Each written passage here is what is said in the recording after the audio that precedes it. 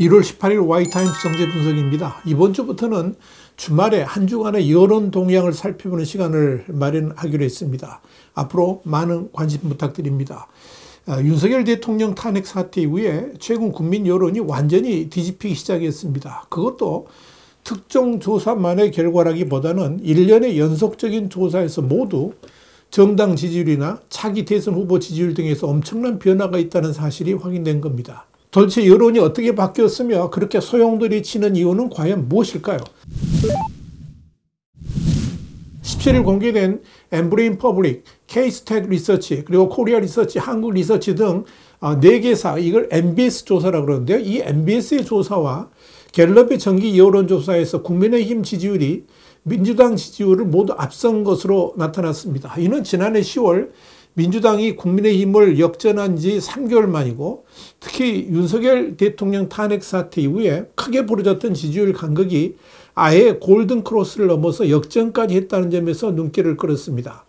우선 MBS의 전국 지표조사의 경우 지난 11월 첫 주에 민주당 31%, 국민의힘 30%로 근접한 이후에 12월 3주에 민주당 39%, 국민의힘 26%로 무려 13%의 격차로 지지율 차이가 났지만 올해 1월 2주에 36% 대 32%로 줄어들었다가 이번 주 조사에서 국민의힘 35%, 민주당 33%로 오차 범위 내이긴 하지만 국민의힘 지지율이 민주당을 앞섰습니다. 그런데 같은 날 공개된 한국갤럽 조사에서도 지난해 12월 3주 차에 민주당 48%, 국민의힘 24%로 더블 스코어의 격차로 벌어졌던 지지율이 지난 1월 둘째 주에 36% 대 34%로 격차가 줄어들더니 이번 3주 차에 결국 국민의힘 39%, 민주당 36%로 역시 오차 범위 내에서 역전이 됐습니다. 작년 8월 넷째 주 이후에 약 5개월 만에 국민의힘이 민주당을 앞선 것입니다. 이러한 정당 지지율 역전 현상은 지난 12일과 13일 펜앤드마이크와 여론조사 공정이 실시한 정당 지지도 조사에서 민주당 39.8%, 국민의힘 45.7%로 거의 6% 차로 역전되었음을 보여줬다는 점에서 이 국민의힘 지지율이 민주당보다 앞서 있다는 사실이 어느 한 조사만이 아니라 주요 흐름으로 자리 잡았다는 것을 보여줍니다. 지역별 동향을 살펴보면 갤럽 조사의 경우에 서울 지역에서 민주당 35%, 국민의힘 42%로 7% 격차가 났고, MBS 조사 역시 29% 대 34%로 국민의힘이 앞섰습니다.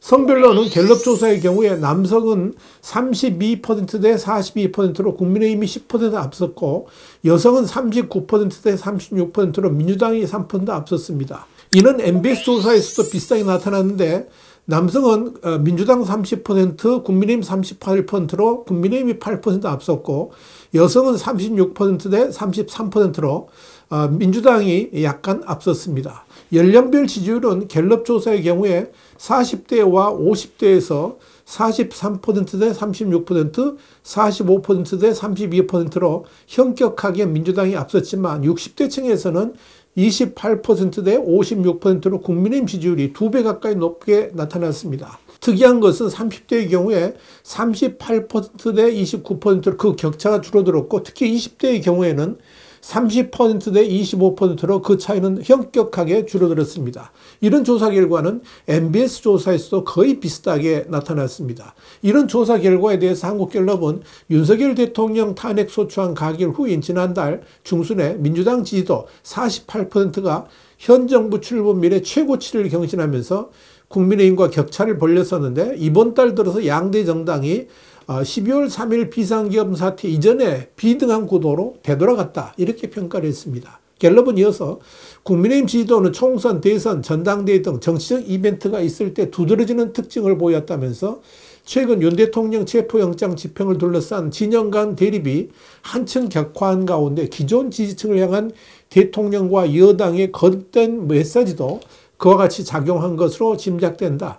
비상계엄 이후 현재까지의 정당 양상은 8년 전 탄핵 정국과는 확연히 다르다, 이렇게 설명을 했습니다. 눈여겨볼 것은 이 윤석열 대통령 탄핵 국면에서 차기 대통령 후보 지지자로 누가 어떻게 부상하고 있는가 하는 점입니다.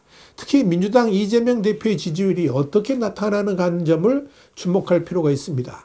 갤럽 조사의 경우에 1월 3주 지지율은 31%였습니다. 흥미로운 것은 지난 12월 3주에 37%까지 솟았다가 다시 한 달 만인 1월 3주에 31%로 주저앉았다는 점입니다. 탄핵 국면인데다 사실상 여야를 막론하고 대선 주자로 확실하게 부각된 인물이 이재명 대표뿐이라는 점을 감안한다면 그 지지율이 40에서 50%대로 높아지기는 커녕 오히려 더 낮아졌다는 점에서 그 원인이 무엇인지 파악해 볼 필요가 있습니다. 우선 이재명 대표 지지율을 지역별로 보면 서울 지역에서는 27%밖에 나타나지 않았고 인천, 경기에서도 32%에 불과했습니다. 특히 텃밭이라고 할 수 있는 광주, 전라 지역에서도 52%밖에 되지 않았다는 것은 분명 문제가 있어 보입니다. 연령대별로 봤을 때도 민주당의 핵심 지지대인 40대와 50대에서 40%와 47% 지지율을 보였습니다. 그러나 20대에서는 18%에 불과했고 30대에서도 33%인 것을 감안할 필요가 있습니다. 지지정당별로 봤을 때도 민주당 지지자의 74%만 이 대표를 지지했습니다. 반면 무당층의 경우에는 겨우 10%만 이재명 대표를 지지한다고 밝혔습니다. 이는 민주당 지지층에서조차 절대적 지지를 받지 못하고 있다는 점, 그리고 민주당 지지층을 벗어나면 사실상 지지자를 찾아보기 어렵다는 점에서 이재명 대표의 표의 확장성에 한계가 있음을 보여줍니다. 더더욱 의미심장한 것은 윤 대통령 탄핵 찬성파에서의 지지율도 54%밖에 되지 않는다는 점입니다. 이는 윤 대통령에 대한 탄핵은 찬성하지만 그렇다고 이재명 대표가 대통령이 되는 것은 2명 중 1명꼴로 그렇게 생각하고 있지 않다는 점에서 사실상 차기 대통령으로 이재명 대표는 아니다 하는 생각이 공론화되어 있다고 볼 수가 있을 겁니다.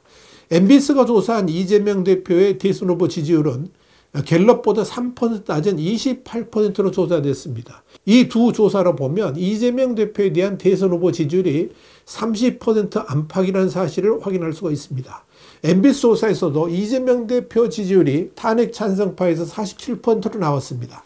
이는 갤럽 조사보다 더 낮은 것으로 결국 탄핵을 지지하는 사람들에서 절반 정도만 이재명 대표가 차기 대통령 후보로 적합하다고 보고 있다. 이렇게 정리할 수 있을 겁니다. 또 하나 주목할 점은 차기 대선 후보로 여야가 1대1로 맞붙을 경우 지지율이 어떻게 나올 것인가에 대한 것입니다. 일단 갤럽 조사의 경우에 여당 후보 당선이 40%, 야당 후보 당선이 48%로 나오지만 정작 이재명 대표의 지지율은 31%에 불과했다는 점을 눈여겨볼 필요가 있습니다. 다시 말씀드려서 야당 후보가 당선되기를 원하면서도 정작 이재명 대표의 대선 후보 지지율은 17%나 이탈했다는 점에서 그 이유가 무엇인지 살펴볼 필요가 있다는 것입니다. 특히 MBS 조사에서 이재명 지지율은 28%인데 반해 여당 성향의 김문수 후보 13%, 홍준표 지사 8%, 한동훈 전 대표 5%, 오세훈 서울시장 6%인데 이걸 합친다면 32%를 훌쩍 넘었습니다. 이 역시 이재명 대표에게는 경고음을 울리는 결과다 이렇게 정리할 수가 있을 것입니다. 그렇다면 국민의힘 지지율이 1월 들어서 골든크로스를 이루면서 민주당 지지율을 앞서게 된 이유는 뭘까요? 또 이재명 대표의 지지율이 박스권에 갇혀 더 이상 비상하지 못하는 이유는 과연 뭘까요? 현재 상황에서 쉽게 추론해 볼 수 있는 것 중에 하나는 이 민주당이 일방적 독주입니다. 그것도 윤석열 대통령의 계엄령 선포 이전에는 그런 민주당의 독주가 윤석열 대통령 비지지자들에게는 카타르시스를 주는 측면이 있었지만 탄핵이 되고 또 공수처의 수사를 받는 등 사실상 대통령으로서의 권위를 잃어버린 상황에서 민주당의 독주와 그런 민주당의 정치 행위의 선두에 서서 마이크를 잡는 이재명 대표 행동에 대해 반감을 갖는 국민들이 많아졌다는 것을 의미합니다. 이는 갤럽이나 MBS 여론조사에서 윤석열 대통령에 대한 탄핵을 찬성하면서도 민주당이나 이재명 대표를 지지 않는 사람들이 절반을 넘어서고 있다는 데서 알 수가 있습니다. 분명한 건 지금 대한민국의 권력은 국민의힘이 아니라 윤석열 대통령도 아니고 민주당이 쥐고 있습니다. 그 말은 이재명 대표가 쥐고 있단 말이죠. 국회를 지배하는 민주당이 대한민국 정치를 쥐락펴락하고 있다는 겁니다. 이런 상황에서 공수처가 윤석열 대통령에 대한 체포영장을 발부하고 수사하며 감옥에 구금하는 모든 일들을 국민들은 민주당이 이끌고 있다고 봅니다. 이런 측면에서 보면 얼마 전까지만 해도 윤석열 대통령이 강자였고 그런 권위에 맞서는 민주당의 반격 정도로 생각했던 상황이었지만 지금은 윤석열 대통령이 일방적으로 당하고 있으며 심지어 약자라는 생각을 가진 국민들이 그만큼 많다는 것을 뜻합니다. 그렇다 보니까 윤석열 대통령은 탄핵되어야 하지만 그렇다고 이재명 대표가 대통령이 되는 것은 부정적으로 보는 시각이 상당히 많이 국민들 사이에 존재하고 있다고 봐야 할 것입니다. 물론 이재명 대표에 대한 다양한 재판이 현재 진행형이라는 점이 이 대표를 박스권에 갇히게 만드는 가장 큰 요인이 될 것입니다. 특히 2심 선고기를 두고 법원과 다투는 이재명 대표의 모습을 국민들이 그냥 보고만 있지 않다는 점을 이번 여론조사가 말해줍니다. 결론적으로 본다면 민주당 입장에서는 지난 12월 27일 한덕수 국무총리를 탄핵한 것 자체가 엄청난 실수였음을 보여줍니다. 이는 사실상 민주당의 무소불위 권력이 얼마나 대단한 것인지 또 민주당의 잔인함이 어느 정도인지 보여주는 계기가 되었다는 점에서 민주당 지지율을 떨어뜨리는 결정적 계기가 된 것으로 판단이 됩니다. 또 하나 민주당이 주도하는 윤 대통령에 대한 탄핵 소추에서 내란죄 부분을 빼겠다는 민주당의 판단 역시 국민들이 민주당을 의아하게 바라보게 만드는 요인이 되었다는 점을 기억할 필요가 있습니다.